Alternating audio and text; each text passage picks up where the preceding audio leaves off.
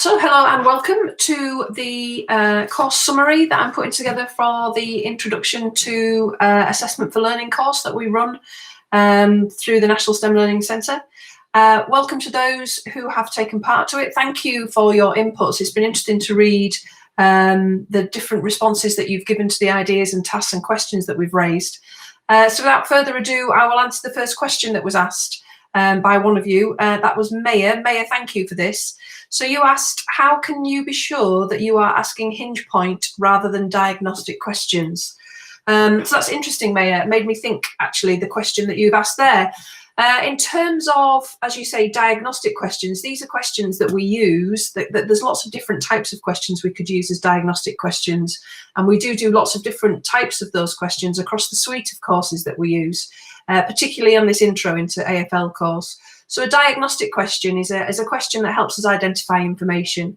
As Dylan says, he talks about our decision-driven data collection, and they're a category of question that we would use for that. Hinge point questions, then, I would say, are a subset of diagnostic questions. They are a diagnostic question. They're helping us find out something about our learners at a particular point on the learning journey, and that's what we've been talking about. So hinge point questions, as we discuss on the course, are questions we use to check for conceptual understanding. So after we've done some teaching, can we move on in the teaching sequence, building up that concept, moving on to a different idea, developing a skill linked to it, but actually just a point for me to check, have students understood the learning? Whereas other diagnostic questions might be questions that we use to get students talking. When we've looked at intentional dialogue, such things as concept cartoons or rich questions, probing questions, so different types. So I would say hinge points are a diagnostic question, but they have particular characteristics. And we've talked about those characteristics on the course. They are questions that are quick to use, that don't disturb the flow of the learning. They're questions that we can interpret quickly. They're questions, as Dylan says, if we're doing this decision-driven data collection, we want good quality data that we can base our reflections on, our inferences on, so that we can move forward feeling confident that we've identified students' understanding. And so if they're going to be questions that give us good evidence, we need an answer and a response from every pupil. And we need to make sure, and I think this is the most difficult thing, that pupils are getting the right answer for the right reason and not just guessing the right answer. So we've exemplified hinge point questions as multiple choice questions. And we've talked about, obviously, if it's a multiple choice question, a pupil could guess the answer in my head in a more complex way and still be able to guess the right answer. So we've looked at how we can construct those hinge point questions so that they can't be simply guessed at. We've talked about how you might have more than one answer that is the correct understanding. And this is, for me, is really important when I do CPD with teachers, that all of the answers in a hinge point question are equally valid. Because if it's not the answers that give the correct conceptual understanding, they're the answers that are the misconceptions or the troublesome difficulties that the pupils might have with that particular concept. I sometimes see hinge point questions done about recall and facts and knowledge. I wouldn't class those as hinge point questions. They're not giving me that deeper understanding about the concept. They're just whether a pupil understands the basic facts and knowledge. So a hinge point question is a difficult thing to write. And we often, we say on the course that they are works in progress. You try it out with your pupils, and then you reflect on how effective it was in helping you ascertain whether or not they'd understood that concept and you could move on. So I hope that helps answer your question, Maya. They are a difficulty. I use them often in my classroom.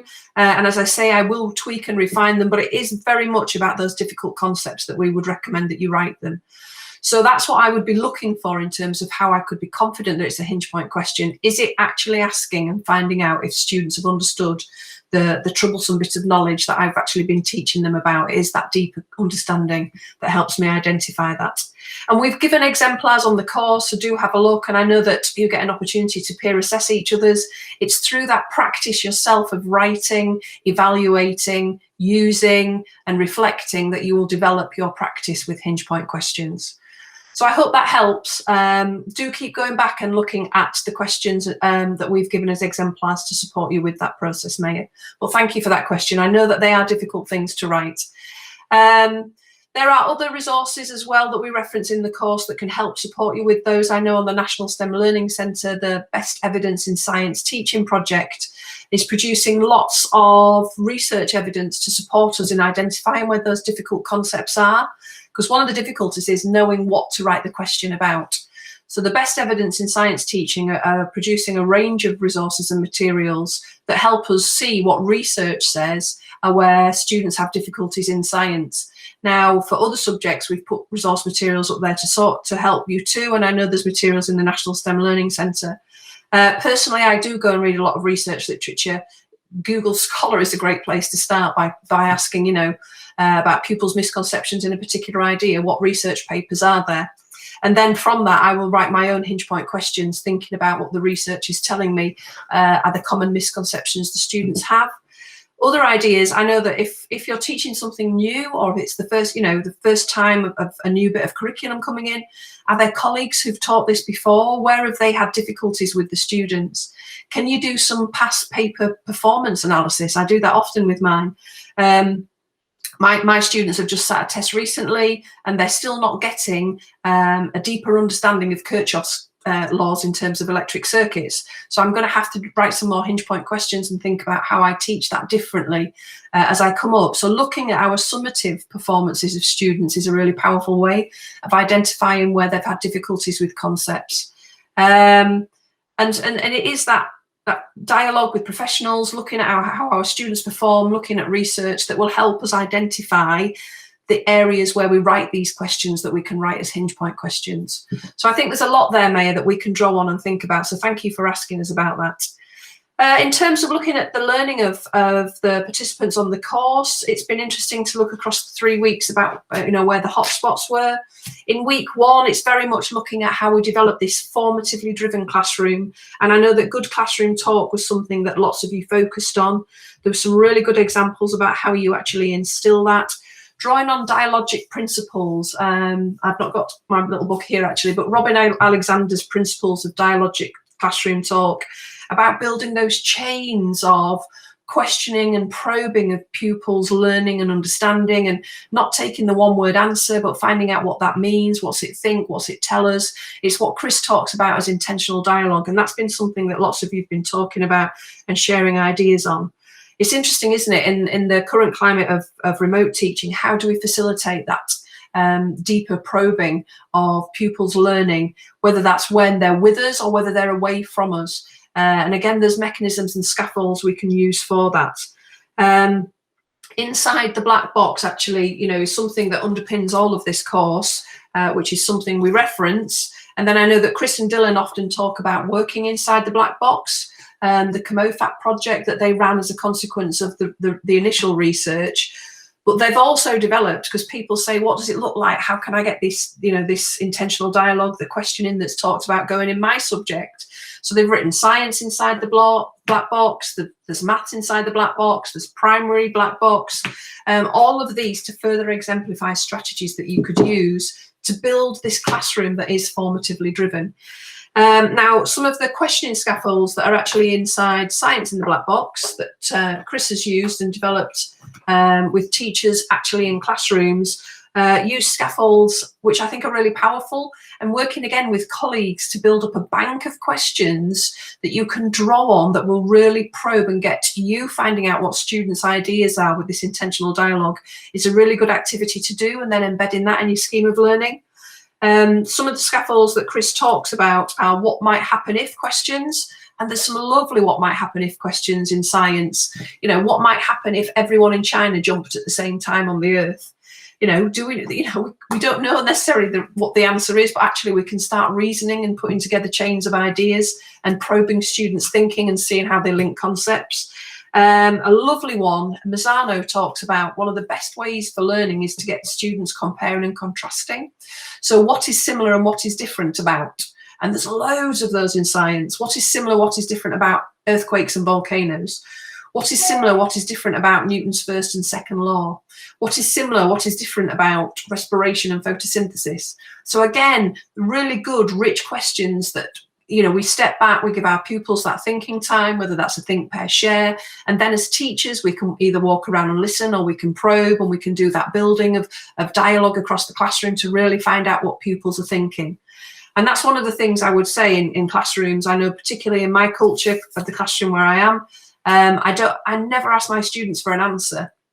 I don't ask what's the answer, I always ask what do you think, and it just helps develop that formatively driven classroom where it's about your ideas and me responding rather than just being about right or wrong. And we move forward, we do learn, we move forward on our learning, but we move forward from that point where the pupil is at in their understanding. Other scaffolds that Chris talks about, I just thought there was another couple that were really nice that I would share. Things of why is something an example of something, and again we know where the difficulties are and to challenge them. Why is why is sugar an example of a solid? Because we can pour it, it flows, it fills a substance, it fills a container, but actually it's a solid and not a liquid. So we're challenging again at those ideas where we're going to get the pupils talking. And then another one, is it always true that ... Is it always true that forces change the motion of an object? And that will get the pupils. And I ask that question of my students because I know that that's, there's some misconceptions there, and I want to dig deeper. Because one of the things I want to do is teach for understanding and not just teach for regurgitation. And these types of questions that are given as ideas inside our black boxes help us build that classroom culture where it really is about me finding out about your thinking, so I can then infer what that's telling me about your understanding and then think, how am I going to respond? So that's really useful. So thank you very much. So it was good to see your ideas in there, and hopefully those scaffolds add to that. Obviously one of the strongest aspects of the course, looking at where people have engaged in particular, is looking at hinge point questions. And I thought it would be useful just to have a look. There's been several people talking about challenges that they encounter with hinge point questions and thinking about coming up with those alternative answers. And as I've said already, it's drawing on research evidence, working with colleagues, looking at pupils' performance, and that builds up over time. I think, as teachers, it takes time to become an expert teacher. There's a new website we've got developed in England called greatteaching.com that's looking about what it is about great teachers that they do. And one of the things is we get to know our curriculum and we think about the difficulties and the concept threshold ideas and where we can help support our students, where they need to be applying ideas with us, where they can do work on their own independent of us. And I think particularly with remote teaching at the minute, what facts and knowledge can they build up? Then when they're with me, can they be applying them or putting them into different contexts? The different way that we can look at how they learn with us. I know that Hattie did some research looking at experienced versus expert teachers, and they found that expert teachers were using more of the lesson time to do deeper learning and less surface learning, whereas other teachers, the ratios were in the opposite order. So it was about 70-30, 70 deep and 30 shallow learning and 70 deep. But so it's not saying that we don't do the shallow learning, we do some, but actually we spend more time finding out what students understand about those concepts. So it's those difficulties that we build up as we learn our curriculum that will help us to develop these alternative answers for hinge point questions. So it is a difficulty and it does take time, and we need to put that time in to find those out. So I can understand why people are saying this is a challenge. Another question that was brought up was talking about difficulties about using hinge point questions, obviously in remote teaching, and how difficult it is, even if we are teaching at the minute because of COVID, we can't actually move students around. And there are some things that because of COVID, we're just going to have to not be able to do as effectively. I would regroup my students often afterwards. I actually find I can regroup them remotely. And I sometimes get them to choose their rooms now where they go and work in breakout rooms, depending on how confident they feel about a concept. But it is more difficult at the minute. I think it's something that hopefully in time that we'll be able to get back to in the classroom, that effective moving of students around. And then people talk, and this often comes up, how do I respond once I've asked a hinge point question? It is something that we go into in more depth in our Differentiating for Learning course, so do go and have a look at that. But for me, it's thinking, as I plan for the use of them, if they all have demonstrated the understanding, I move on. If they haven't, it depends on the ratio of them that respond. So if it's kind of 50-50, then then I might actually stop and have a conversation in the class, and if possible, pair students up or put them into smaller groups where there's mixtures of ideas, and get them to justify their thinking and viewpoint against the hinge point question, and actually talk through options at that point. I might sometimes, if it's a small number of students, I might either make a note of who those students are and come back to them later, depending on whether we come back to the concept again. I might plan next lesson differently, depending on where the hinge point question is. So I might not attend to that learning now. I might attend to the learning next time and replan what I was going to do.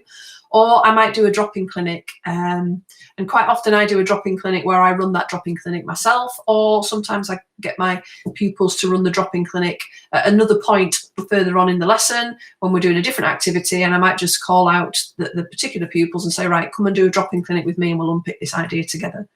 So there's lots of different ways we can respond, and it is about that confidence in knowing your curriculum, about whether you can respond in the moment or whether you want to leave it and plan it for the next lesson, or at a further point down the line when you know you're coming to that concept or skill later, and making sure that you can address it for the pupil. I think for me the key thing is it a deep concept they need to understand? Do I think I need them to get to understand it now, or will there be a point where I can intervene and help support them later? So no one right or wrong answer. It's a case of trying it out and seeing, and also with your pupils, building that relationship and trust where they see that you respond to them and that you're going to do these things for them, and that takes time to build. So I'm not saying in week one of teaching we're going to use a hinge point question and do all of these things. We need that classroom culture which we talk about in week one that threads through weeks 2 and 3 about this formatively driven classroom. And it is about that relationship that the students have with us, that responsiveness, because they see we're gathering evidence, we're thinking, and then we're responding to where they are in their learning. And assessment for learning is not a quick fix. It does take time to embed that culture, but pupils do respond to it. And it's that fact that we want them to be honest and open and say, I'm struggling, or I've got this, or I don't understand this, or can you help me with this? And that's when we get that classroom where learning's really at the heart of it. So hopefully the ideas then that you've talked about and shared with each other and come across on the course will help you as you move forward. So it was interesting to look through where the hotspots were. They're my reflections. Thank you, Maya, for your question. These are professional development experiences because, we are professionals, and it's about reflecting on our practice. So it's lovely to see you enjoy and engage with us on these courses, and we hope to see you on future courses. So thanks as always to the National STEM Learning Centre. Thank you to you for your inputs and your learning, and your airing of ideas and thoughts and asking for support, because that helps us all learn. And thank you very much, as always, to the National STEM Learning Centre for their time and effort that they put into running these courses that really help you, I know, as practitioners. I look forward to hopefully seeing some of you on future courses, and many thanks.